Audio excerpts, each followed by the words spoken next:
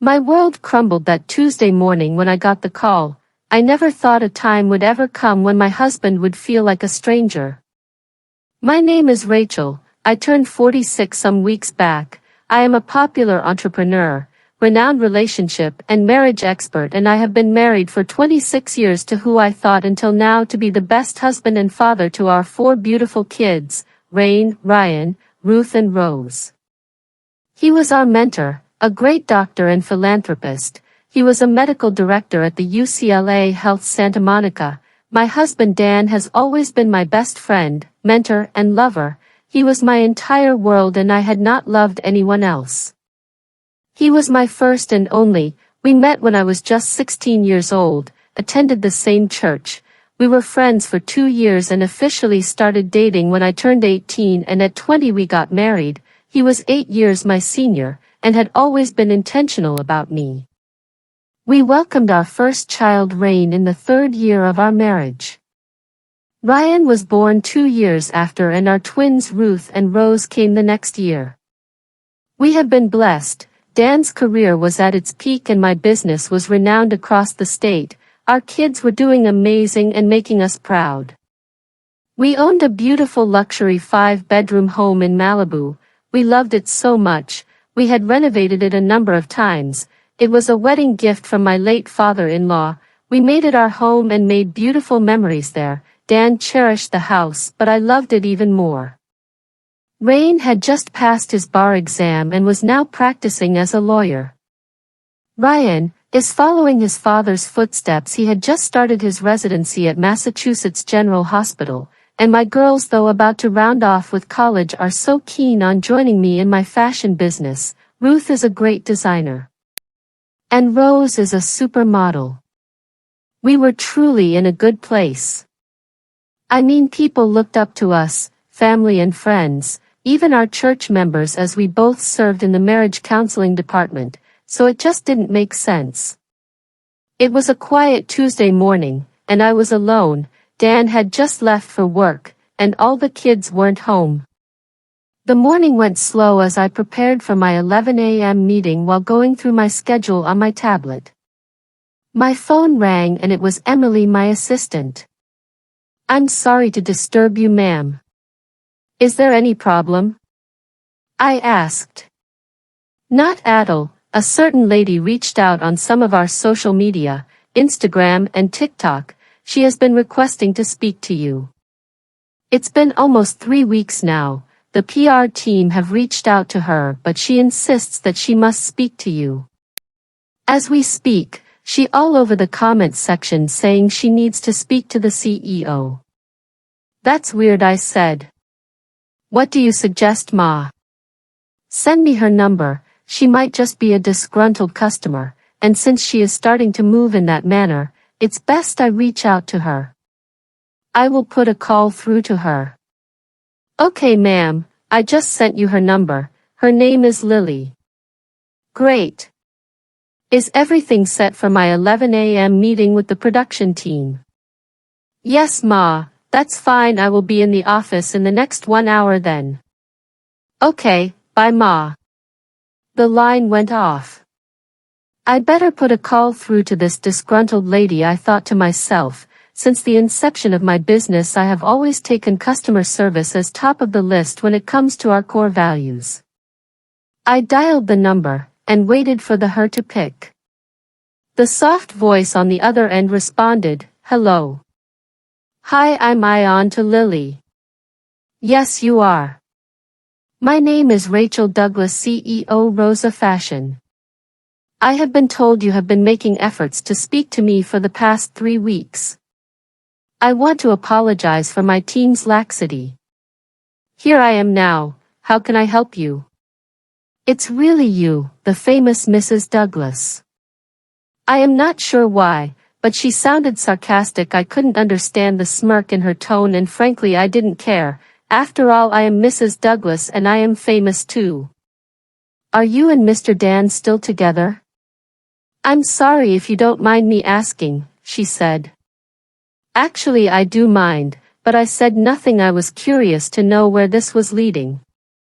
"Yes, we are very much still together. may I know the reason why you asked? Really, she said, her voice sounding shaky. I'm sorry, ma'am, but I had no idea. Dan told me he had lost his wife in a car accident. That's why she paused. Why you did what I asked? We got married 3 weeks ago, and I am due for delivery soon. Wait, what? What's going on? It cannot be, how? I was so confused. I was shocked when I found out he is still very much in fact married, she continued. Over the last couple of weeks, he stopped communicating like he used to and was so unavailable to see me. I would call sometimes and his phone would be disconnected. I spoke to a friend about it, and when I mentioned he was not on any socials, she thought that was a red flag, so we started to do a research, and that was when we found his NGO, which listed you as a director. You share the same name, Douglas. At first I thought it was just his ex-wife he mentioned who had passed, but I just decided to do some digging. I searched your name online and I saw you everywhere. Shook to my bone. I also saw you were active and had posted even recently. Your bio directed me to your business, and that's why we are speaking now. Wait a minute, this is all too much for me to hear. How do I believe you? I can send you pictures from our wedding.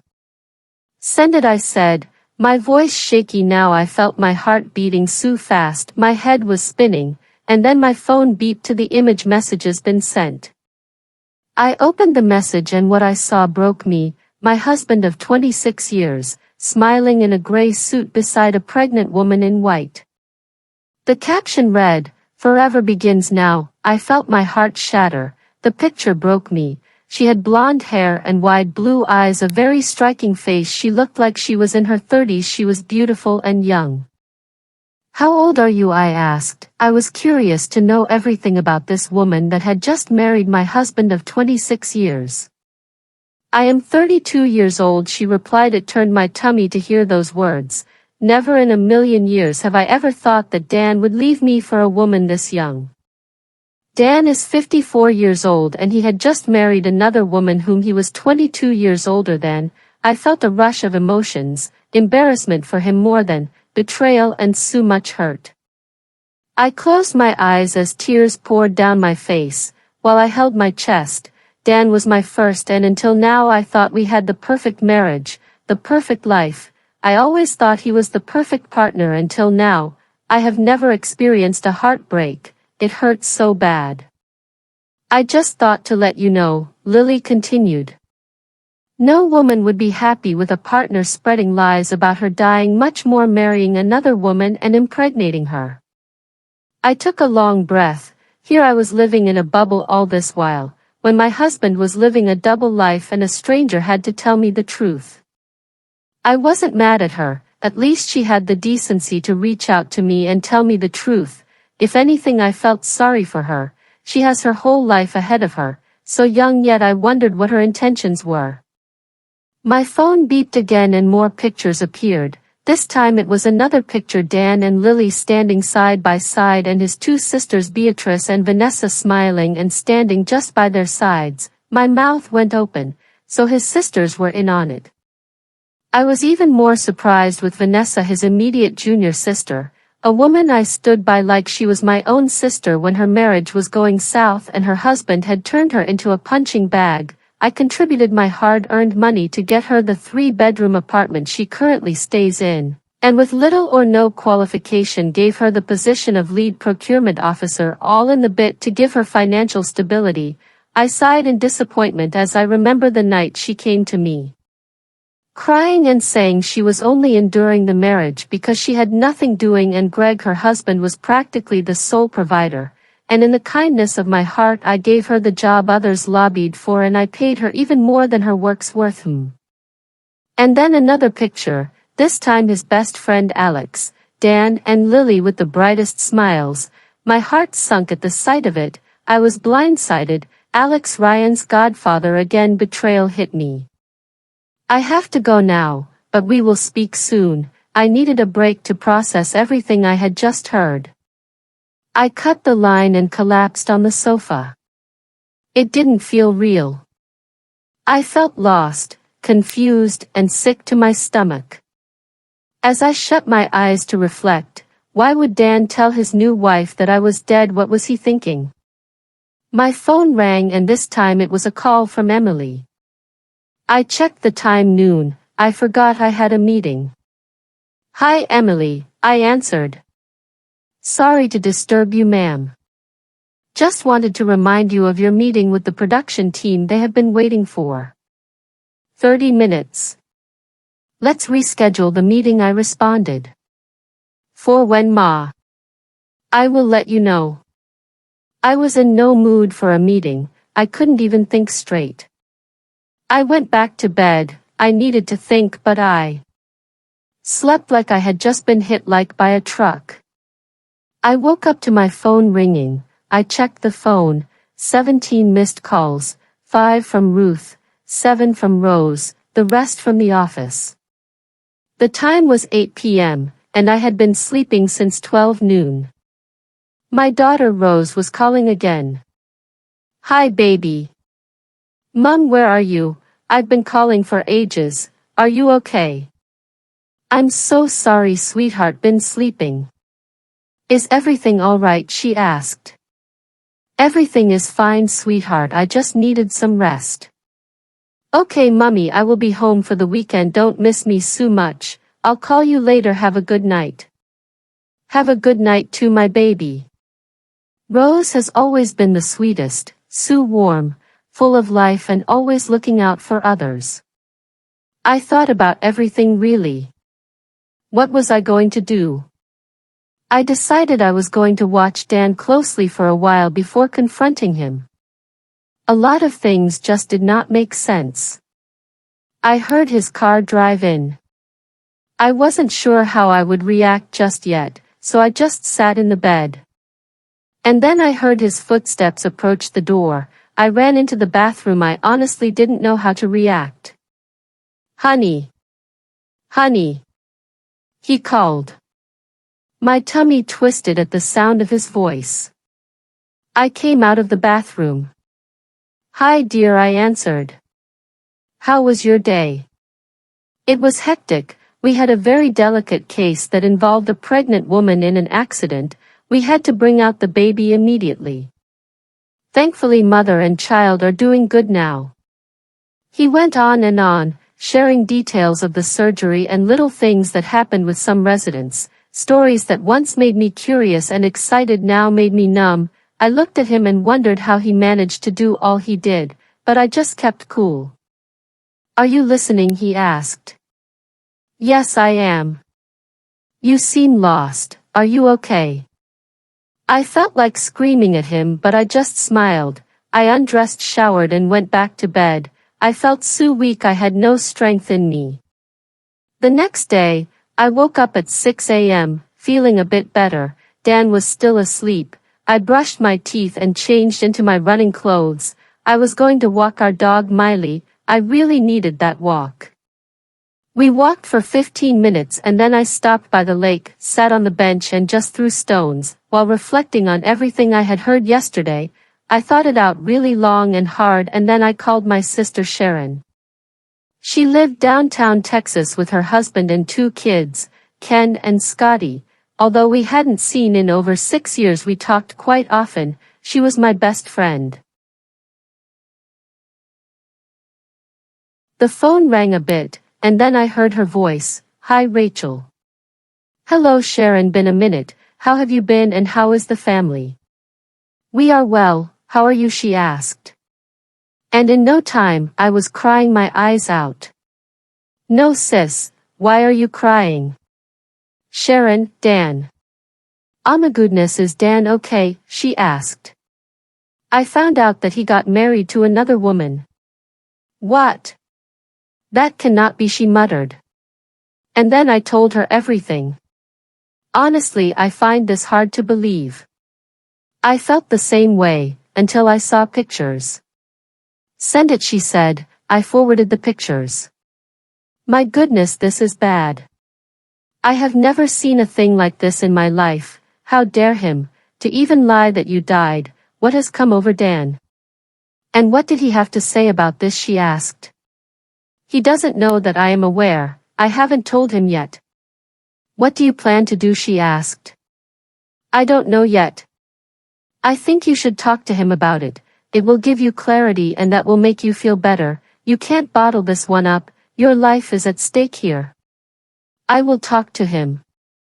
Good, let me know how it goes. If you want, I will be at yours tomorrow. Oh wow, no, don't stress. We will talk on the phone. I mean it though, please take very good care. I will, I assured her. And Rachel? Yes. Don't shed any more tears, you have been nothing but a good wife and a wonderful mother, none of this is your fault. Thank you, truly. Love you. I love you too, I muttered. The walk back home was faster. As I went in through the front door, Dan was seated at the diner having some breakfast. Sweetheart, he called. I see you went for a run, I would have loved to join you, how was it? He asked. What do you care? I almost responded. But instead, I responded good. I will like to speak to you about something. Is anything the problem, he asked. I spoke to your little wife, yesterday. He sat over there with no emotions shown and no response. And so I asked again, did you hear me? I don't know what you are on about. Really, what little wife are you talking about? Lily, I echoed, my voice louder this time. He looked at me in disbelief. Who told you that nonsense? Are you just going to keep denying it? Stop it already, please, I added. I am confused. I don't know what you are going on about. Really, Lily, I shouted, the woman you wedded 3 weeks ago, the one carrying your child. He just stared at me. I pulled out the pictures and I showed him. He couldn't say a word. He stood up and walked towards me. Listen, Rachel, I was a bad mistake, and when I realized it, I tried handling the situation. I can explain. What do you mean it was a mistake? You married her. She insisted, he responded, said she would not have the baby outside wedlock. And you had to indulge her, really, save the lies. You are not a kid common. And you told her I was dead. How do you explain that? That was just an oversight. I never intended to take the relationship serious. It just went out of control. An oversight, you say? Saying your wife of 26 years and the mother of your kids died an oversight, really? I'll stop it already. I might be quiet, but I am not stupid. Save the lies, I don't deserve this. I have been completely blindsided. What were your plans? To have me here, while married to another? For how long did you intend to put up the act? Look, I'm sorry. Believe me, I don't know how it happened. How dare you? Do you know that bigamy is a crime? I am so sorry, honey. I hate to see you like this. I never intended to hurt you. I got carried away. I was feeling so alone. We hardly spend time together these days. You work so hard. If you are not so busy with your business, then it's the NGO, or one church commitment or the other, and if it's not that, then it's the kids. I was just... I'll stop it already, I cut him off. Don't you dare pin this on me, really, is this your excuse? I yelled. Somewhere at the back of my mind, I prayed he'd be just told me everything was a lie, that perhaps it was a prank or maybe AI, but I looked at him and I just knew he had indeed done it. I didn't know this man standing right there in front of me. Here we go again. You blame me for this? I asked while talking. I moved closer to him. I needed to look him in the eyes. I no longer recognized the man I had shared 26 years of my life with. Please forgive me, Rachel, I am willing to do anything. Just tell me and I will be on it. I don't want to lose you, he said. You should have thought about that before wishing me dead. I walked out and headed straight to the room. I packed up a small bag. I wanted an escape. We jointly owned a beachfront property in Miami. It was always my go-to place when I needed a space to be creative, but this time I needed a space to plan my next move. My sister joined me in Miami. She didn't think it was wise for me to be by myself. I did not agree with that, but I was thankful for her company. I told the kids that I would be away for 2 weeks. I had work to do with the NGO. We agreed not to bring the kids into it for now. I took long walks by the beach, cried myself to sleep sometimes. Other times I shared a bottle of wine with my sister while we had long conversations and some good laughs too. Within the next few days, I had played everything that had happened, and one thing destroyed me: the fact that he had told her that I was dead. It was extreme. He wished me dead, I realized, and just there at that moment I decided I was going to end the marriage. There was no way I will be staying with my enemy.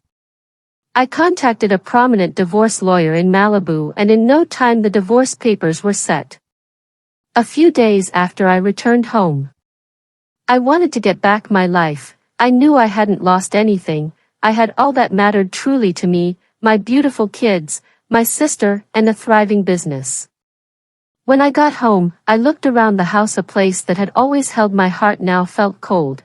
There I saw a picture table frame of just me and Dan, and then with the kids. I felt anger again. How could he throw it all away? How could he destroy this? I thought to myself.